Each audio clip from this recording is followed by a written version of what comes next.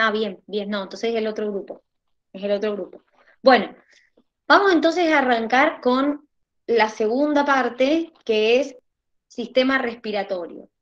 A ver, en este caso, nosotros, ustedes con la GIS estuvieron viendo el viernes todo lo que es la estructura del sistema respiratorio, nariz, faringe, laringe, tráquea, bronquios, bronquiolos, alveolos. Y llegaron hasta el intercambio gaseoso, que era la hematosis, que es el intercambio que se produce entre el alveolo, que son como bolsitas llenas de aire, y los capilares sanguíneos que lo rodean. Entonces, esa barrera, que se llama barrera respiratoria, es una barrera que era muy finita. ¿Por qué? Porque claramente tenía que ser suficientemente finita para que se pudiera producir el intercambio gaseoso, ¿sí? Esa barrera respiratoria medía 0,5 micrómetros de espesor y estaba formada por 4 capas, 2 de la pared del capilar, 2 de la pared del alveolo. Entonces, el oxígeno y el dióxido de carbono, cuanto más finita es la capa que tienen que atravesar, más rápido difunden. Entonces, por esa razón es que ustedes estuvieron viendo la hematosis, es decir, el intercambio a nivel alveolar en los pulmones. Ahora, cuando nosotros estuvimos viendo respiración, dijimos que la respiración incluía 3 procesos: ventilación pulmonar, que es el flujo de aire hacia adentro y hacia afuera; hematosis, que lo vieron el viernes con la Lice; y intercambio en los tejidos, intercambio gaseoso en los tejidos. Bueno, hoy nos vamos a concentrar en el primero, que es la ventilación pulmonar, que es ver cómo hacemos para que el aire entre y salga de nuestros pulmones. Es decir, no es tan fácil, sino que nosotros el proceso de la ventilación lo hacemos por un cambio de presiones, por una diferencia de presiones. Ya lo vamos a ver. Antes que me olvide, ¿se acuerdan ustedes cómo se llamaban las células que se encuentran en el alveolo, que son las encargadas de hacer ese intercambio? ¿Neumocitos? Muy bien, neumocitos. ¿Neumocitos qué? ¿Cómo los podíamos clasificar? Tipo uno y tipo 2. Muy bien, ¿cuál es la diferencia?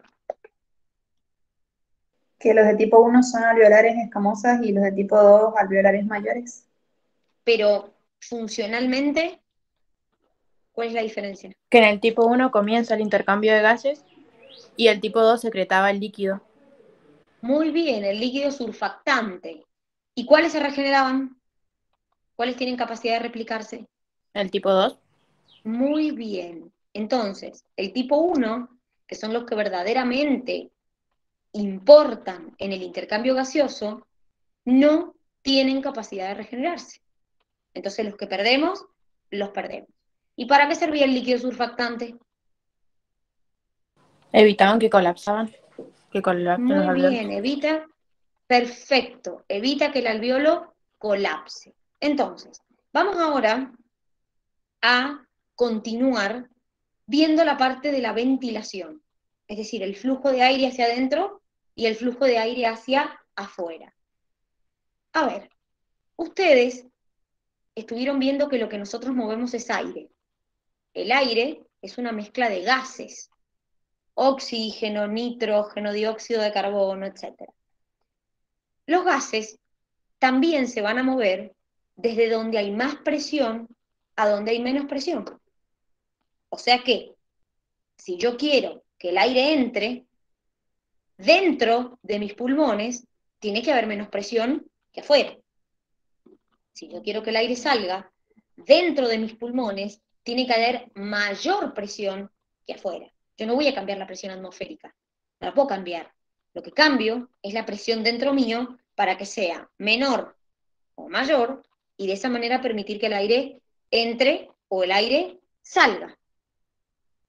Ahora, ¿cómo voy a hacer para poder cambiar la presión dentro de mi pulmón? Voy a cambiar el volumen del pulmón. Porque ustedes lo han visto. ¿Qué pasa cuando el volumen de algo aumenta con la presión? ¿Cómo es la relación? Si el volumen aumenta, la presión disminuye. Perfecto, y por ende al revés, si el volumen disminuye, la presión aumenta. Entonces, lo que nosotros vamos a ver ahora es eso, es cómo cuando cambio el volumen, cambia mi presión y eso hace que el aire pueda entrar o que el aire pueda salir. Eso es lo que llamamos ventilación pulmonar. Miren, como les dije recién, este cambio en el volumen va a depender de un cambio en la cavidad torácica o caja torácica. Ese cambio en la caja torácica va a estar dada principalmente por el diafragma y los músculos intercostales. El diafragma es un músculo que nos separa la cavidad torácica de la cavidad abdominal. ¿Qué quiere decir esto? Que si la cavidad torácica aumenta, la cavidad abdominal disminuye. Y al revés, si la cavidad torácica disminuye, la cavidad abdominal aumenta. ¿Por qué? Repito, el diafragma, se lo pueden tocar, es un músculo que está como curvado que separa cavidad torácica de cavidad abdominal. Entonces, la contracción y relajación de ese músculo diafragma y de los intercostales, vamos a ver que hay otros, es lo que principalmente a nosotros nos condiciona la inspiración y la expiración. Miren, acá está lo que estábamos hablando. Vamos a empezar con el proceso de la inspiración. La inspiración es un proceso activo. ¿Por qué activo? Porque se van a contraer músculos. El diafragma se contrae y se aplana. ¿Qué quiere decir? Miren, el diafragma, que tiene esta forma, cuando se contrae y se aplana. Está así y hace esto, se aplana.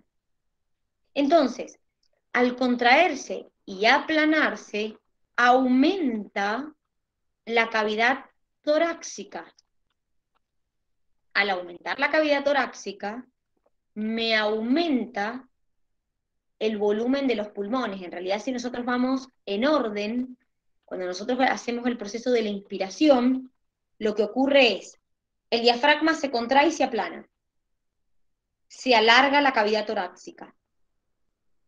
Si se alarga la cavidad torácica, se alarga la cavidad pleural. ¿Qué era la cavidad pleural? A ver si se acuerdan. Era una cavidad que se encontraba entre las dos pleuras. Acuérdense, mi pulmón está rodeado por una membrana que se llama pleura. Esa pleura tenía dos capas, como el pericardio. Pleura parietal, pleura visceral. En el medio de esas dos capas de pleura había un líquido. Ese líquido se encontraba en una cavidad que se llama cavidad pleural. Entonces, si yo alargo la cavidad torácica, aumento la cavidad pleural. ¿Y qué pasa si aumento el volumen de la cavidad pleural? ¿Qué pasa con la presión dentro de la pleura? La presión intrapleural. ¿A mayor volumen? Menor presión. Muy bien, perfecto. A su vez, contraigo los músculos intercostales externos en la inspiración. Entonces, la caja torácica no solamente que aumenta, sino que se va hacia afuera. Entonces, una lógica, aumento la cavidad torácica, se desplaza la pleura. ¿Qué va a hacer mis pulmones? Van a desplazarse. Y si el pulmón aumenta el volumen, ¿qué pasa a la presión dentro del pulmón? ¿Cómo es? Menor. Muy bien. Entonces la presión dentro del pulmón se hace menor que la atmosférica y el aire, ¡tum!, entra. Eso es lo que nosotros conocemos como inspiración. Contrajimos el diafragma, contrajimos los intercostales externos, entonces aplané diafragma, aumenté cavidad torácica, aumenté volumen de pulmón, disminuí presión dentro del pulmón. El aire entró. Ahora, este proceso es un proceso, como les dice ahí, es un proceso activo. ¿Por qué? Porque estoy contrayendo. Ahora, cuando yo hago una inspiración profunda, nosotros ahora estamos respirando normalmente, pero a veces hacemos una respiración profunda. Por ejemplo, ¿cuándo se les ocurre que podemos hacer una inspiración profunda? Cuando bostezamos, Bueno, ¿qué más? El otro día con la Chechu lo hicieron, cuando estaban relajando, que les hacía inspirar en forma profunda y exhalar. Ahí no era una respiración normal, ahí era una respiración profunda. Entonces, en una inspiración profunda, además de contraer el diafragma, también se contraen el esternocleidomastoideo, el escaleno y el pectoral menor. Quiere decir que cuando no es una inspiración normal, sino una inspiración profunda, yo voy a contraer estos músculos que se llaman músculos auxiliares de la respiración. Intercostales externos, esternocleidomastoideo, escaleno y pectoral menor. Eso cuando yo hago una inspiración profunda, no la inspiración normal que hacemos comúnmente mientras respiramos que no nos damos cuenta. Entonces, aumento cavidad torácica, aumento tamaño de pulmón, aumento volumen de pulmón, entonces la presión dentro del pulmón disminuye.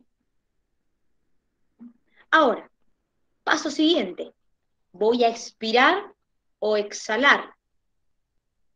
Esos músculos, como el diafragma, que se habían contraído, se relajan. Entonces, decimos que la expiración es un proceso pasivo cuando ocurre por relajación de los músculos que se habían contraído. ¿Qué quiere decir? Ustedes contrajeron el diafragma y en la expiración lo relajan. Entonces, ¿qué pasa en la expiración? Miren, este diafragma que en la inspiración se había relajado y aplanado, ahora otra vez toma la forma curva. Entonces, otra vez mi caja torácica se achica. Si se achica mi caja torácica, el volumen de mi pulmón se achica, y si disminuye el volumen de mi pulmón, ¿qué pasa con la presión? Aumenta. Entonces, la presión se hace mayor que la atmosférica, largamos el aire. Ahora, nosotros a veces hacemos expiraciones forzadas. Así como hicimos una inspiración forzada, podemos hacer una expiración forzada. En las expiraciones forzadas ya no hay un proceso pasivo, sino hay un proceso activo. ¿Por qué? Porque en la expiración forzada, escuchen bien, en la expiración forzada, contraemos los músculos abdominales y los intercostales internos. Entonces, ya ahí tenemos una contracción muscular. Entonces, por eso deja de ser ahí un proceso pasivo y pasa a ser un proceso activo. Entonces, en conclusión, la expiración normal, la que viene cuando nosotros estamos haciendo una inspiración normal, es un proceso pasivo, la expiración normal. Ahora, si hacemos una expiración forzada, ahí estamos contrayendo abdominales, estamos contrayendo intercostales internos, entonces la expiración pasa a ser un proceso activo también. Quiere decir que ustedes, chicos, en realidad, lo que hacen es modificar la presión dentro de los pulmones. ¿Y cómo modifican la presión? Modificando el volumen. ¿Y cómo modifican el volumen de sus pulmones? Modificando el volumen de la cavidad torácica. ¿Y cómo lo hacen? A través de músculos que se contraen y que se relajan. Principalmente el diafragma. Acuérdense, diafragma, el que me separa cavidad torácica de cavidad abdominal. Entonces, ojo, porque yo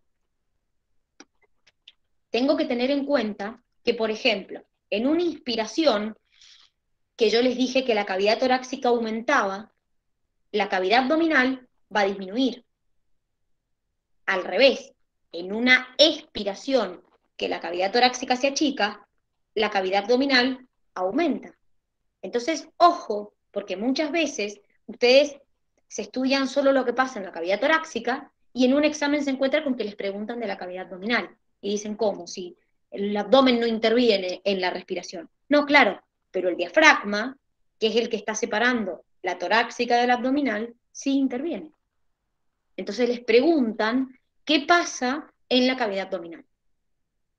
Miren, acá tenemos unas imágenes, por ejemplo, acá les muestran lo que vendría a ser la inspiración y la expiración. Fíjense el diafragma contraído cómo se aplana y el diafragma relajado cómo se curva.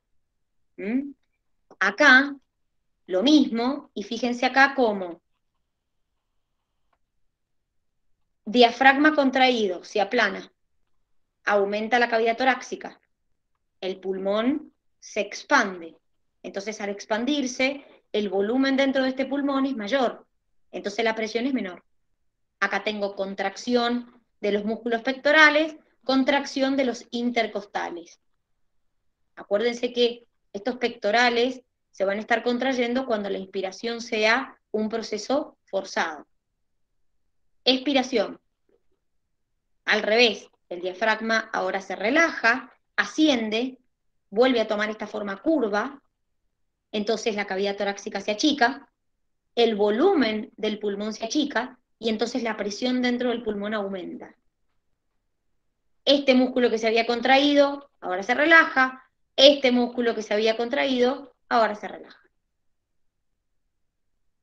Entonces, fíjense que lo que ustedes han hecho en realidad es cambiar el tamaño de su cavidad torácica, para cambiar el tamaño de sus pulmones, el volumen, y por lo tanto cambiar la presión dentro del pulmón.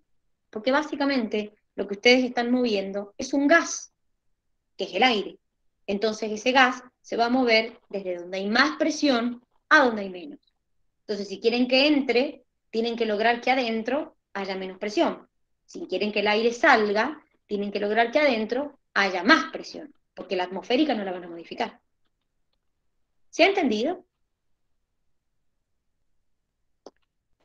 Sí, Dani. Bien, perfecto.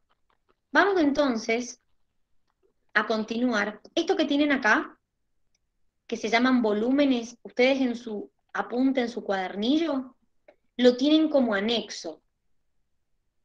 Ojo con esto, que dice volúmenes estáticos del pulmón, porque, ¿por qué lo tienen como anexo? Porque hasta hace unos años la facultad lo tomaba, después supuestamente lo sacó de su cuadernillo, pero nosotros se los dejamos como un anexo porque como no confiamos en la facultad, no confiamos en que por ahí no les metan, porque ha pasado que hay años que dicen, esto no entra, y hay una pregunta. Entonces se lo dejamos para que más o menos tengan una idea de lo que nos referimos. ¿Qué es esto? Estos son volúmenes que se miden, que se estudian, y que de hecho también sirven para indicar, por ejemplo, cuando una persona tiene un EPOC, asma, alguna alteración respiratoria.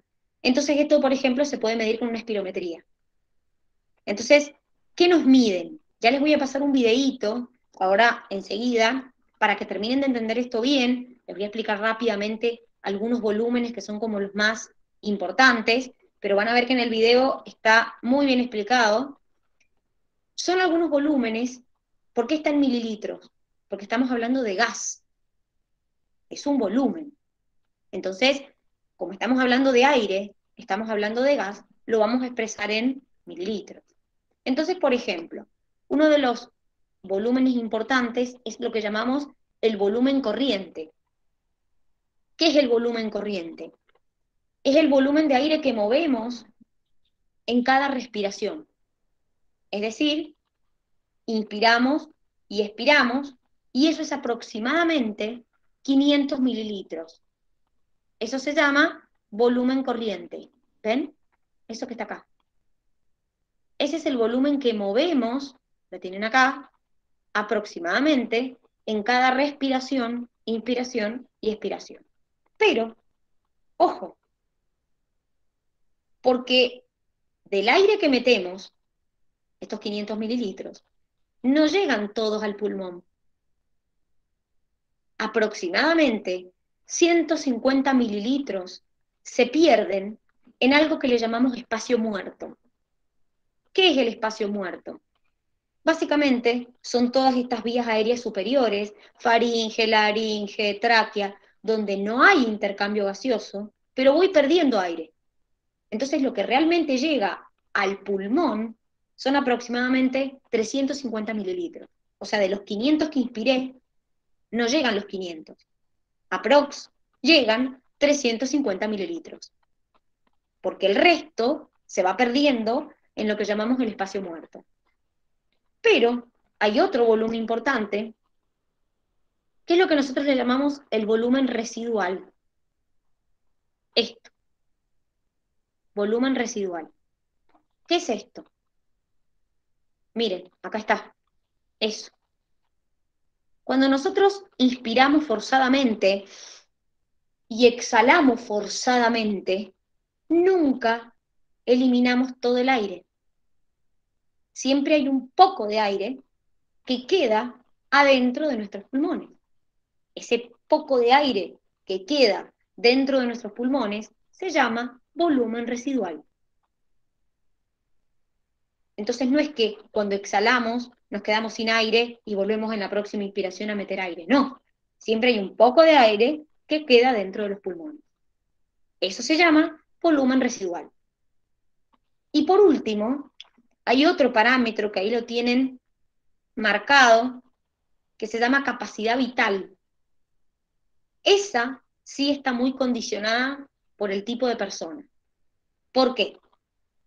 Porque la capacidad vital es básicamente, ahí la tienen marcada como 4 litros y medio, aprox, pero la realidad es que eso depende mucho de si la persona entrena, si la persona tiene POC, si la persona tiene asma, perdón, o si la persona tiene alguna otra alteración.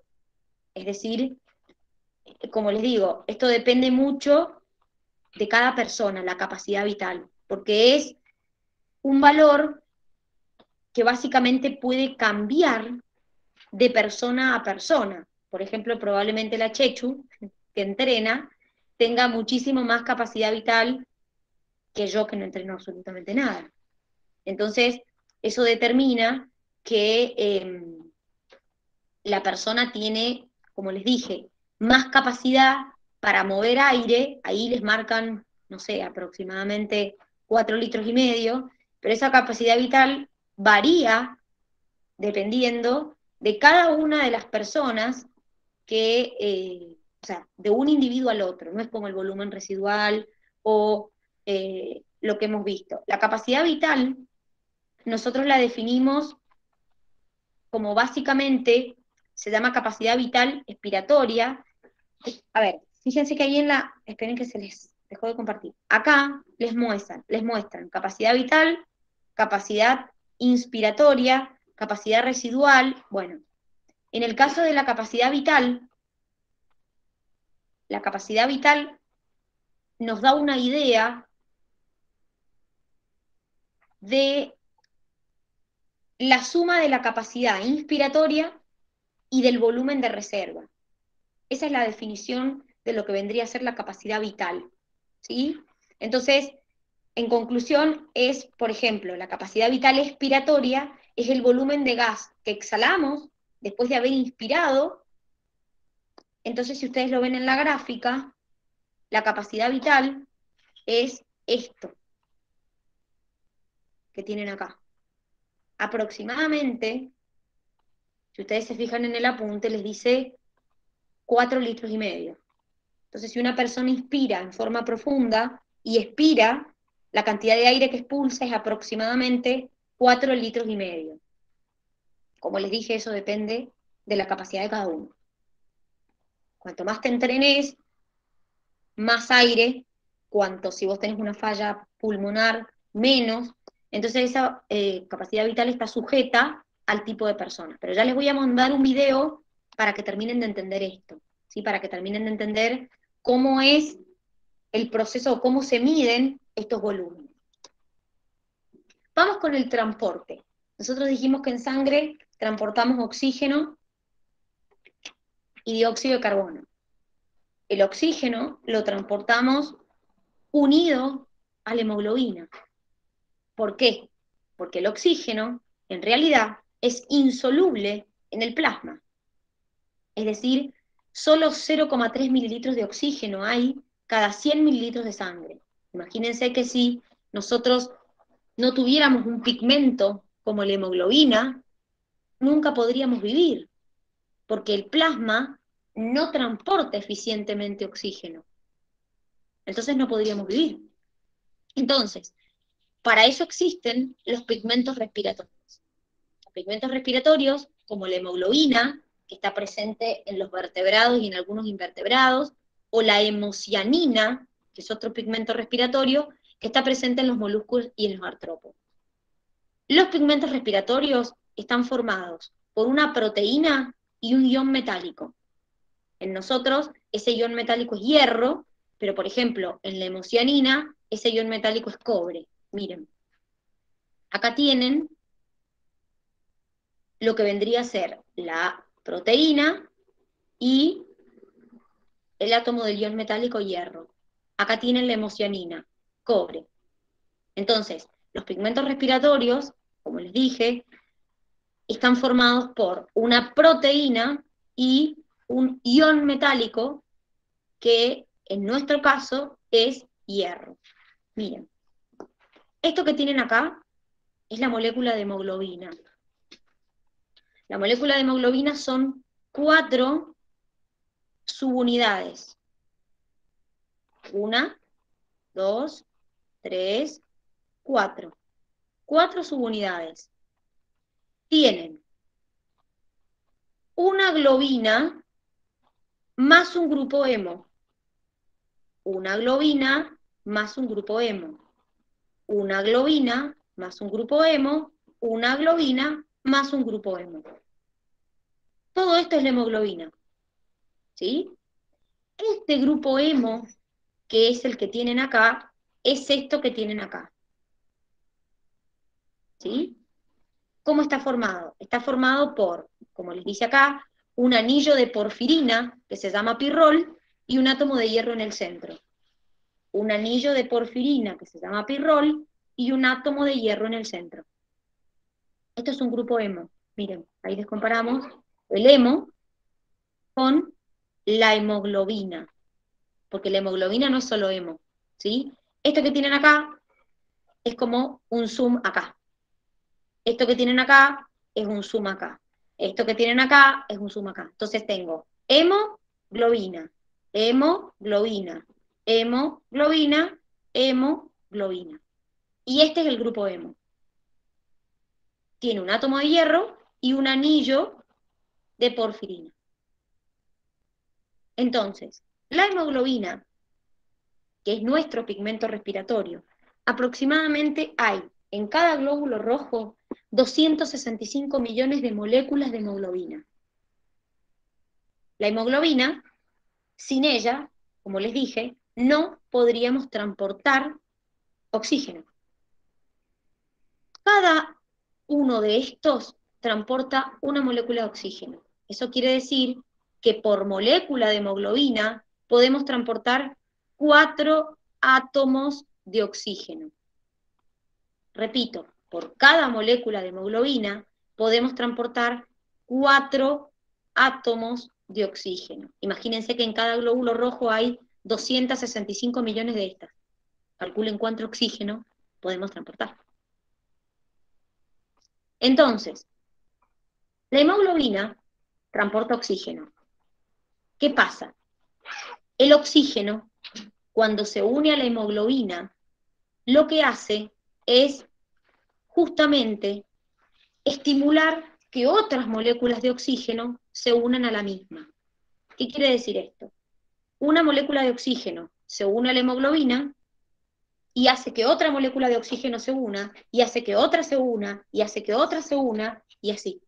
Eso se llama cooperativismo. Es esto que tienen acá. ¿Por qué? ¿Por qué? Porque cuando un átomo de oxígeno se une a la hemoglobina, incrementa la afinidad de la hemoglobina por el oxígeno. ¿Por qué? Porque cuando se añade el primer átomo de oxígeno, las cadenas beta de la hemoglobina, que son estas dos, se achican, se acercan. Entonces eso hace que la afinidad de la hemoglobina por el oxígeno aumente. Repito, eso se llama cooperativismo. Un átomo de oxígeno se une a la hemoglobina y hace que más átomos de oxígeno se unan a la misma. Entonces, existe una curva, que es esta que tienen acá, que se llama curva de asociación-disociación de la hemoglobina y el oxígeno. Esta curva es una curva sigmoidea. Está medida a 36 grados y a un pH normal de aproximadamente 7,4. Entonces, ¿qué nos muestra esa curva que se llama curva de asociación-disociación de la hemoglobina y el oxígeno? Fíjense acá, tengo todas presiones parciales de oxígeno. Y acá tengo el porcentaje de saturación de oxígeno en la hemoglobina. ¿Qué me muestra? Que a medida que yo incremento las presiones parciales de oxígeno, la hemoglobina se va saturando más con oxígeno. ¿Se entiende? Es decir, cuanto más presión parcial de oxígeno tengo, la hemoglobina va incorporando más oxígeno. Miren. Miren la curva. Voy incrementando la presión parcial y mi hemoglobina va agregándose más oxígeno. Hasta que llega a 100, que es cuando decimos que la hemoglobina está totalmente saturada en oxígeno, que ya no puede llevar más porque está totalmente saturada. Al revés, a medida que caen las presiones parciales de oxígeno, mi hemoglobina tiende a perder el oxígeno, tiende a cederlo, no a captarlo. Entonces, por ejemplo, comparo a 100 o a 80, miren que la hemoglobina está totalmente saturada, fíjense, está casi llena de oxígeno. Ahora, vámonos a una presión, por ejemplo, de 40. Miren la hemoglobina. Tiene aproximadamente 70% de saturación. ¿Qué le pasó a la hemoglobina? Y como hay menos presión parcial de oxígeno, la hemoglobina tiende a ceder el oxígeno en vez de captarlo. Entonces, por eso, en vez de estar saturada al 100, está al 70. ¿Se entiende esto?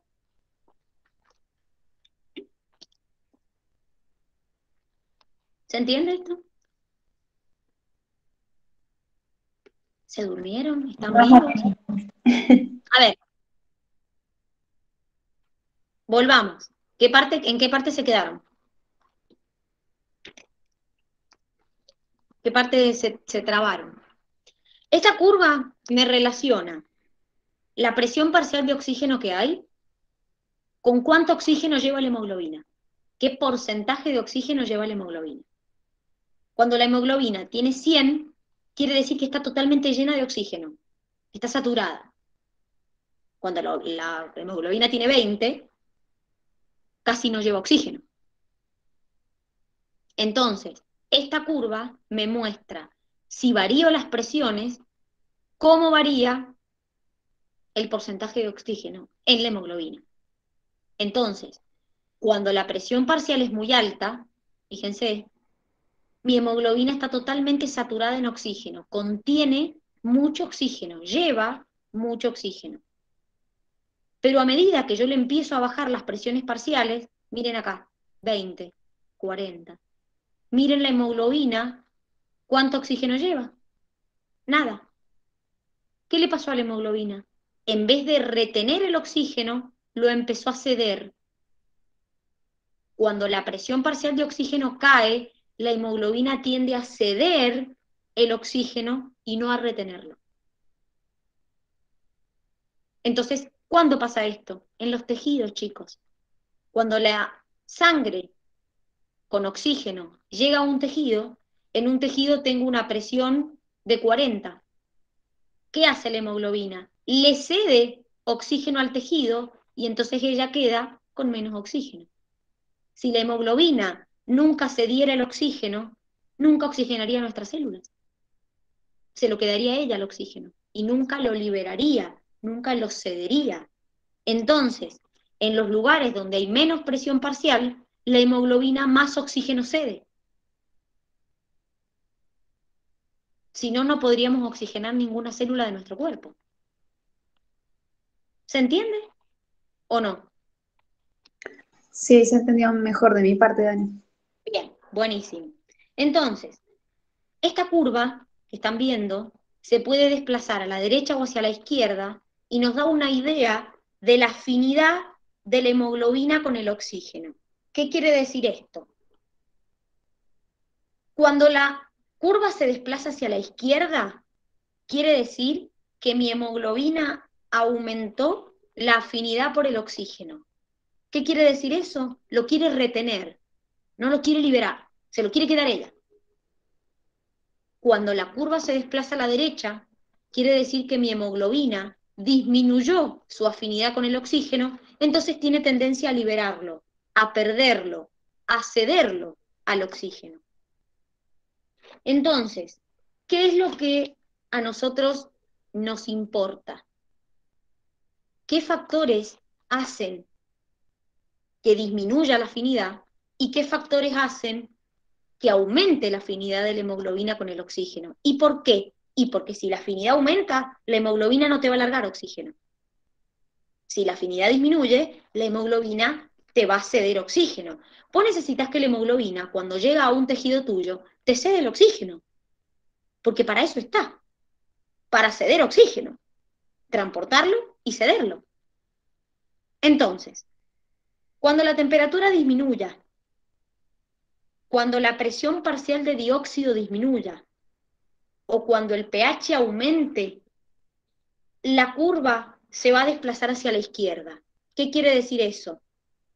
La hemoglobina va a tender a quedarse con el oxígeno ella. Me aumenta la afinidad. Por ejemplo, cuando estoy en altura. Al revés, cuando la curva se desplace a la derecha, por ejemplo, porque aumentó la temperatura, aumentó la presión parcial de dióxido o disminuyó el pH, por ejemplo, haciendo ejercicio, la hemoglobina tiende a ceder el oxígeno en el tejido. Y claro, obvio, porque si estoy haciendo ejercicio, necesito que mis tejidos se oxigenen. Entonces, necesito que la hemoglobina no se lo quede al oxígeno, me lo libere. Entonces, al aumentar la temperatura, o al aumentar en un tejido la presión de dióxido, o al disminuir el pH, la hemoglobina lo tiende a perder, a cederlo hacia el tejido. ¿Qué es esta curva que les está mostrando acá? Les muestra cómo se desplaza a la derecha y cómo se desplaza a la izquierda.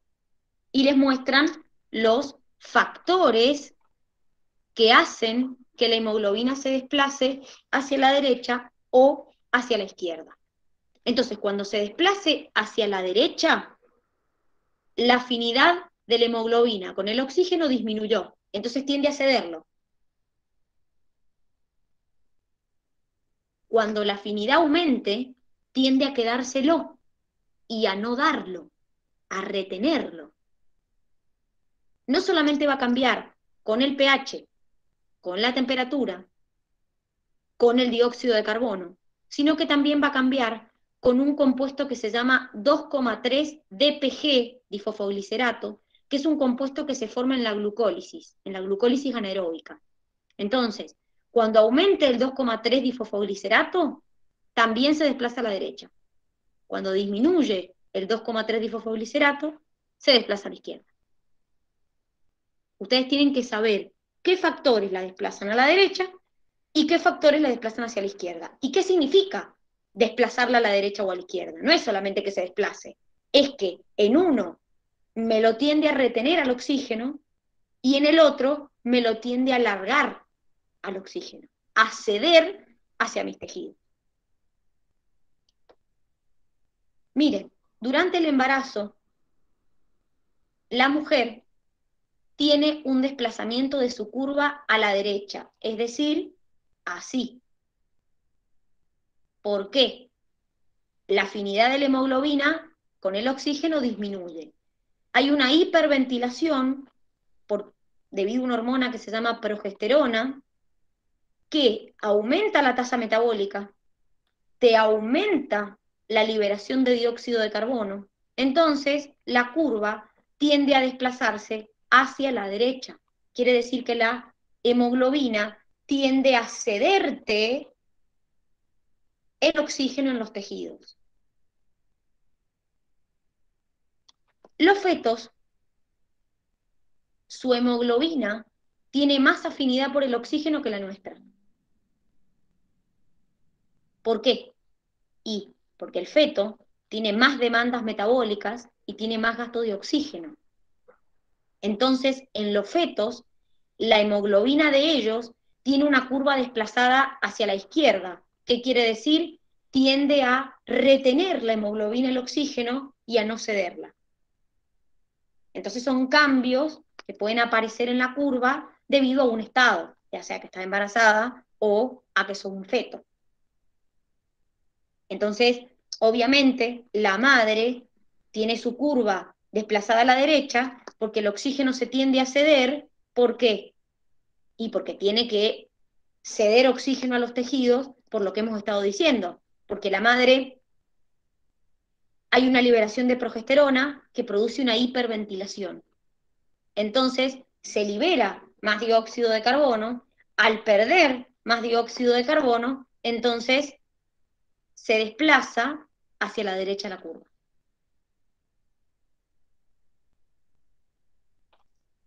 Bien, otro pigmento respiratorio es la mioglobina, que es un pigmento que se encuentra en los músculos y que se le llama pigmento accesorio. ¿Por qué?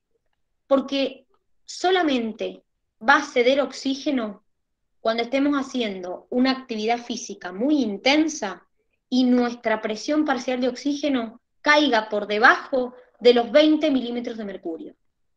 Si no pasa eso, la mioglobina no cede oxígeno, se lo guarda y se lo queda. Y es una reserva de oxígeno que tenemos. Cuando estamos haciendo un ejercicio demasiado intenso y no alcanza el oxígeno que la sangre cede, que la hemoglobina cede, la mioglobina, si la presión baja por debajo de 20, le cede el oxígeno a los músculos. Es decir, es que es un caso extremo, cuando la presión de oxígeno bajó demasiado. Y la mioglobina tiene una estructura como si fuera una sola molécula. ¿Vieron que la hemoglobina eran 4 unidades? Bueno, una sola unidad de la hemoglobina es parecida a la mioglobina. Entonces, solo va a ceder su oxígeno al músculo cuando la presión de oxígeno sea muy baja, menor a 20 milímetros de mercurio. Entonces es un pigmento que reserva oxígeno. Ahora, hemos visto cómo transportar el oxígeno en el glóbulo rojo, pero no hemos visto cómo transportar el dióxido. El dióxido de carbono es más soluble que el oxígeno en el plasma.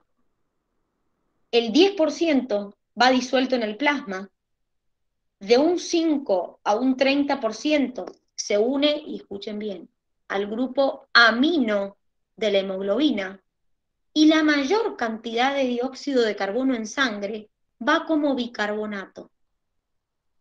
O sea que el mayor porcentaje de dióxido de carbono lo encuentro en sangre como bicarbonato. ¿Y cómo hago para formar el bicarbonato? Bueno, depende, de esta reacción que ustedes tienen acá. Es una reacción de doble desplazamiento. ¿Qué quiere decir esto? Que se puede desplazar hacia la derecha o hacia la izquierda. Entonces, ¿de qué va a depender que se desplace hacia allá o hacia acá? De la concentración de dióxido de carbono que haya. Cuando la concentración de dióxido de carbono aumenta, el dióxido de carbono tiende a unirse con el agua dentro del glóbulo rojo y gracias a una enzima que se llama anidrasa carbónica, forma ácido carbónico, que es esto que les muestran acá. Miren, ¿ven? Dióxido de carbono, agua, la anidrasa carbónica lo tiende a convertir en ácido carbónico. Ahora, el ácido carbónico es un ácido inestable, débil, entonces tiende a disociarse en bicarbonato y protones. Quiere decir que cuando aumente la concentración de dióxido de carbono, por ejemplo en los tejidos, la reacción va a tender a desplazarse hacia allá y formar bicarbonato y protones. Cuando la concentración de dióxido de carbono disminuya, por ejemplo en un alveolo, la reacción tiende a desplazarse hacia allá y formar dióxido de carbono y agua. Entonces, esto es clave para lo que vamos a ver mañana, que es el metabolismo, la acidosis y la alcalosis respiratoria y metabólica. Entonces, la reacción se puede desplazar hacia formar bicarbonato y protones o hacia formar dióxido de carbono y agua. ¿De qué va a depender que vaya hacia allá o hacia allá? De la concentración de dióxido de carbono que haya. Acá, en esta primera etapa, interviene una enzima que se llama anidrasa carbónica, que une agua y dióxido de carbono y forma ácido carbónico, que es esto que les están mostrando acá. Ahí está la anidrasa carbónica.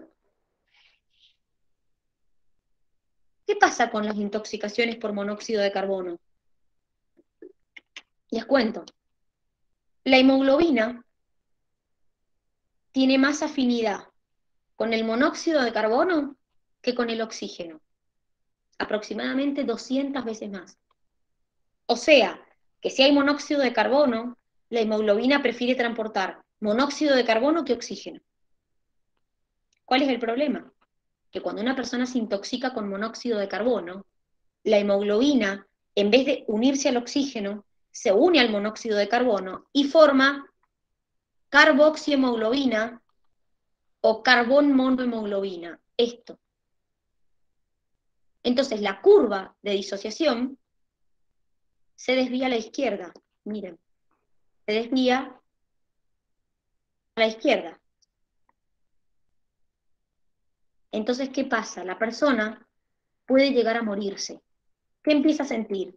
Náuseas, vómitos, dolor de cabeza. Pueden aparecer manchas en la piel. Cuando el 70-80% de la hemoglobina se convierta en carboxihemoglobina, la persona se muere. Es decir, que cuando el 70-80% de nuestra hemoglobina, en vez de unirse al oxígeno, se une al monóxido, se muere. ¿Cómo hago para tratar? Y, si llego a tiempo, ventilar el ambiente y, obviamente, colocarle oxígeno externo para tratar de otra vez oxigenar a la hemoglobina. Porque el problema del monóxido en realidad es nuestra hemoglobina, que nuestra hemoglobina tiene más afinidad por el monóxido que por la hemoglobina. Si la hemoglobina tuviera más afinidad por el oxígeno que por el monóxido, no nos moriríamos intoxicados por monóxido, porque la hemoglobina preferiría transportar oxígeno que monóxido. El problema es que nuestra hemoglobina prefiere unirse al monóxido que al oxígeno, entonces por eso nos intoxicamos. ¿Se ha entendido? Sí, Dani. Sí, sí. ¿Ha quedado alguna duda de lo que hemos visto? ¿No? De mi parte no. Bien. Bueno, mañana vamos a ver la parte final de respiratorio. Ahora yo les voy a mandar 2 videos al grupo. Uno es el de los volúmenes, ese que les estuve diciendo, que les explica la capacidad vital, los volúmenes pulmonares. Y el otro es sobre la curva de la hemoglobina, por si quedó alguna duda, para que lo puedan rever. Así que ahora les mando los videos al grupo. Mañana terminamos respiratorio, traten de leerlo, y el miércoles hacemos TP. Así que mañana traten de leer respiratorio, así podemos ver si ha quedado alguna duda de lo que hemos estado viendo. ¿Sí? Que tengan un hermoso día y nos vemos mañana. Chau, chau. Hasta mañana. Chao, Dani, gracias. Chau, Dani, chicos, nos nos vemos. vemos. Chau, chau. Nos vemos.